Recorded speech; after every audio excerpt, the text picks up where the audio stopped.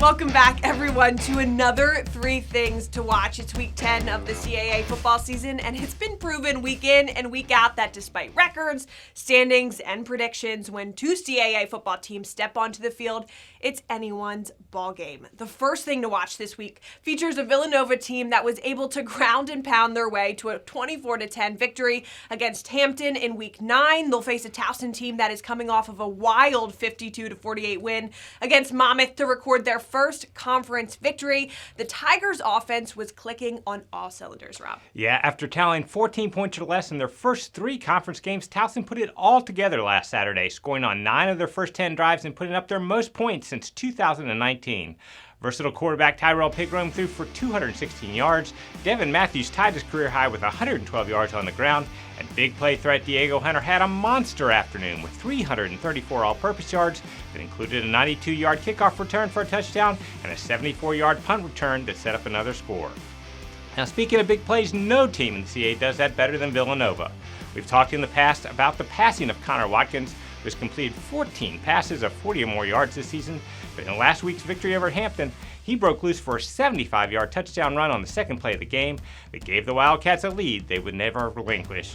Now, when you add in the running of TD Iodurjawe, who has topped the 100-yard mark in 3 straight games, and the league leader in receiving yards in Jaron Hayek, you have all the makings of a shootout on Saturday. Can't wait for that. Let's hear what Villanova's Mark Ferrante and Towson's Rob Ambrose had to say prior to the game. They're explosive in all 3 phases, and they seem to be finding their way right now. So we have to just prepare for what it is we're trying to do, try to keep our defense to stop the run and play good gang tackling on defense. And if we can control the ball like we did this past week on offense, that'll be a good thing as well. His deep ball is probably one of the best I've ever seen. And everybody's got a fast guy that can run. Everybody's got a couple fast guys that can run, but they have a quarterback who consistently put the ball on the money that far down the field. That's a skill of which Villanova is very, very good at, and one of which is dangerous as heck. So we'll have our hands full of him. Now for our second thing to watch, let's highlight Monmouth at Delaware. Both of these teams are hoping to bounce back from a tough loss last week. And Rob, this should be quite the matchup between a really high-powered offense with Monmouth carrying the CAA's top rusher and an unrelenting defense as the Blue Hens enter the game with the CAA's leader in tackles. Yeah, Monmouth leads the CAA and ranks among the top 10 in the nation in total offense and scoring offense, averaging 481 yards and nearly 40 points per game. The Hawks feature the leading rusher in all of FCS in Jaden Sheridan, who ran for 211 yards and 3 touchdowns against Towson and has topped the 100-yard mark in 6 of his last 7 games. Monmouth can also throw it with the quarterback in Tony Musket, who has a touchdown pass in 23 straight games, and a pair of talented receivers in Dymere Miller and Asante Kearney. The Hawks have been virtually unstoppable, scoring over 40 points 5 times.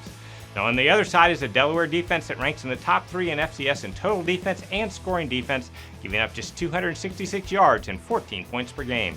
Leading the Blue Hens attack is the top tackler in FCS and linebacker Johnny Buchanan, who has an incredible 102 stops. Delaware is also hard to beat in the secondary with veterans Kedrick Whitehead and Noah Plack. The Blue Hens have held 5 teams to 10 points or less and have held 7 of their 8 opponents to under 325 total yards. Carly, it's a classic battle of offense versus defense. Which one will win out? We'll find that one out on Saturday. Check out what Delaware's Ryan Carty and Monmouth's Kevin Callahan had to say about the matchup. He's talented, man. We're number 20 out of there. It looks like Barry.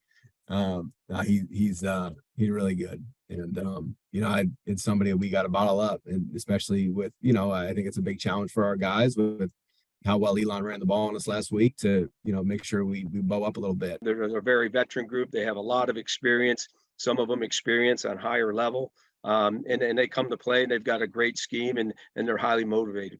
Okay, here we go. Our third thing to watch is a top 25 matchup, New Hampshire at Richmond. UNH remains the only unbeaten team in the league, and the Spiders are just a game back at 4-1. New Hampshire is coming off of a bye week, so physically they've had the time to rest and recover for this one. Now Richmond just defeated Maine on the road and is back at home for the first time in 3 weeks. Also, to add to the fun, it's homecoming weekend at Robins Stadium. Rob, thoughts on this one? This is a terrific matchup between 2 very good teams. Let's start on the defensive side, where the Wildcats and Spiders are 2 of the best in the conference at putting pressure on the quarterback. New Hampshire leads the CAA with 26 sacks behind the dynamic duo of Josiah Silver and Dylan Ruiz. Richmond's recorded 22 sacks in the last 6 games as Marlon Lewis and Ray Eldridge have spent a lot of time in the opposing backfield. Now the question is, which of these two defenses will be able to slow down offenses that come at you in different ways? For the Wildcats, the attack revolves around multi-talented running back Dylan Laube, who ranks second in the nation in all-purpose yards and is a threat to break a big play as a runner, receiver, or a returner. Now for the Spiders, this is the quick trigger of quarterback Reese Udinsky, who has thrown for over 300 yards in 5 of his last 6 games and is the nation's most accurate passer at 77%. Whichever team can handle the pressure and put some drives together should come out on top. Looking forward to seeing how this one plays out for sure. Let's hear from Richmond's Russ Huseman and New Hampshire's Rick Santos on the matchup. No matter who the opponent is, and we prepare the same way each week. We know they're really good. There's no question. There's a lot of challenges in this game. They're deserving of being 5-0, and they'll be really good.